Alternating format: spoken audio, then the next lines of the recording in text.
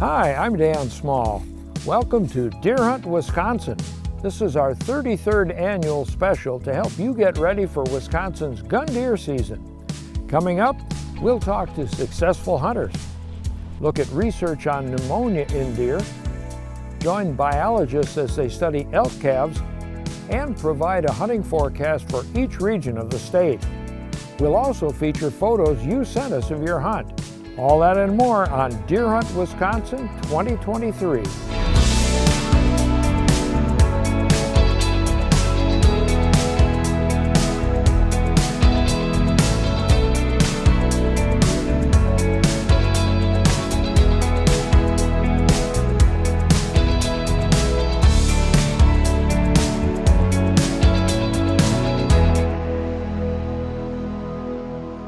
Last year, we didn't see too many deer up in Bayfield County, but one member of our party, Blake Gross, had some success on opening day with a little help from my son, John.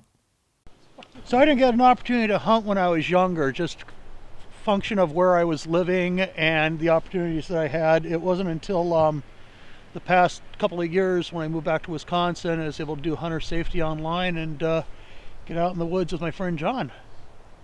Better late than never. I elbowed Blake a couple times, like, get ready. He did. And the deer, stepped out of this brush, and once he was in the trail broadside, I was like, take him. And Blake just nailed him. 40-yard shot, just about, and he went right down. It was a good experience. I had an excellent mentor and really happy. Well done. Thank you. It feels like venison. I'm excited. Think it makes more sense to roll them this way? Yeah. All right. Let's see where you hit him. I'm pretty sure I hit him on that side. Wow. Good shot. He didn't go anywhere. He did just not. Piled up here. He turned right around and dropped. That's fantastic. Thanks, man. Appreciate it. Yeah. My pleasure.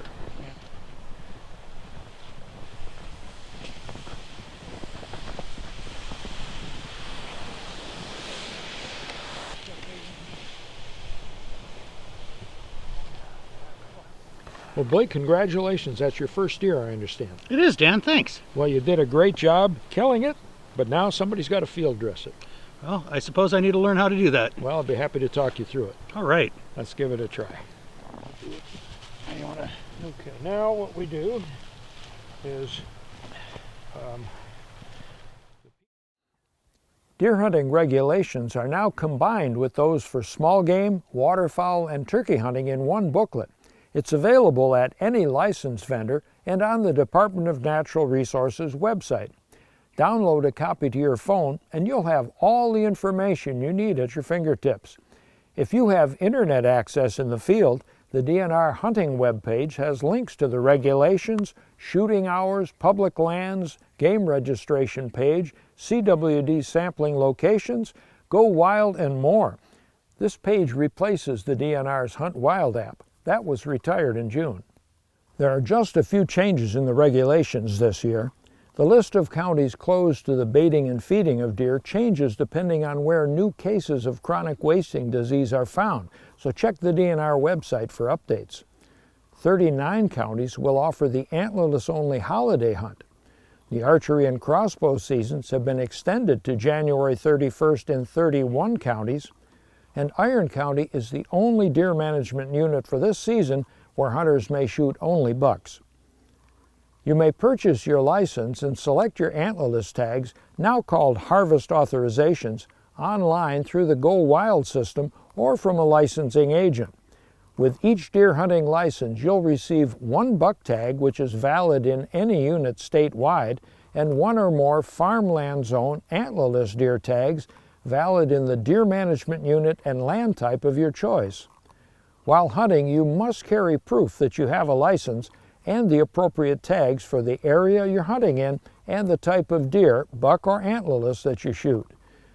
That proof can be in the form of a Go Wild conservation card, your authenticated Wisconsin driver's license, printed copies of your license and tags, or a digital copy of these documents on a smartphone or tablet. Any deer you shoot must be registered by 5 p.m. on the day after the deer is recovered. and you'll need your tag number to do that. You can register a deer online or by phone. Instructions are right on the tag.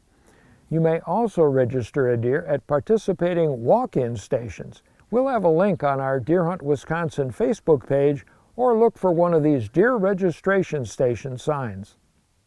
Many of us hunt on private land, and some of us manage that land to enhance habitat and food for wildlife. Michael Murphy and my son John walked John's land in Bayfield County and talked about how he can improve the hunting there.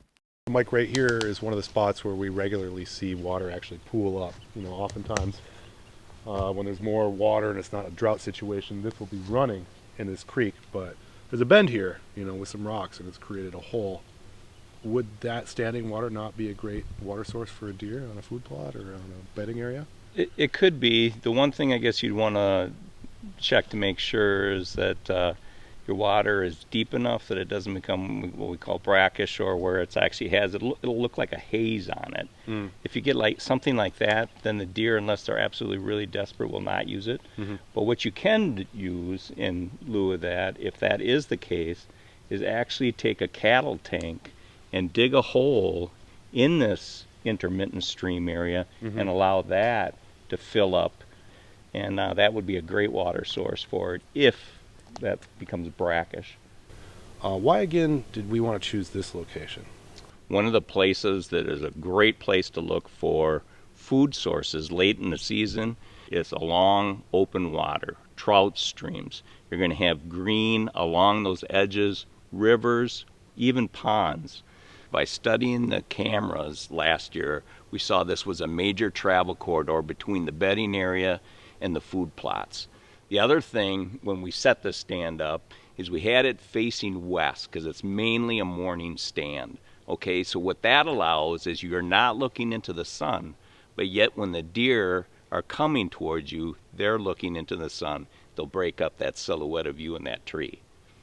One way to attract deer to your property and hold them there is to plant food plots. Here's Chippewa County landowner Aaron Zwiefelhofer, who tells us he noticed a change in deer activity after he started planting food plots on his property. I've owned this property for 17 years. Just let the neighboring farmers do their thing for about 10 years, and then I bought the tractor and the heavy equipment to do the food plots the right way. I like to do food plots because there's just something about kind of pretending to be a farmer and really having it be a hobby that I really enjoy, like watching the corn grow, oddly enough. I also do the food plot mixes with the hopes of really attracting deer in the early season, and then again other different blends of food plot mixes to hold them throughout the fall. We have the full spectrum of wildlife here, from deer to turkeys, bears, coyotes. We even see wolves every once in a while. All the typical wildlife that you'll see in northwest Wisconsin. Food plotting helps us see a lot of deer early season. They're coming out into the food plots in the daylight, coming out early, not going to the neighboring crop fields, but they'll come to our food plots early. And then later in the season, again, the corn typically holds them. The does will be in here feeding during the rut, which attracts the bucks. The thing that I've seen change the most over the years is, especially when I have corn, the deer stick around here late into the fall and into the early winter. They used to be right after the gun hunting season, the deer would pretty much disappear, go into the big woods or go find food somewhere else. But now that I've been doing this and planting corn, the deer will stay in through December and even into January.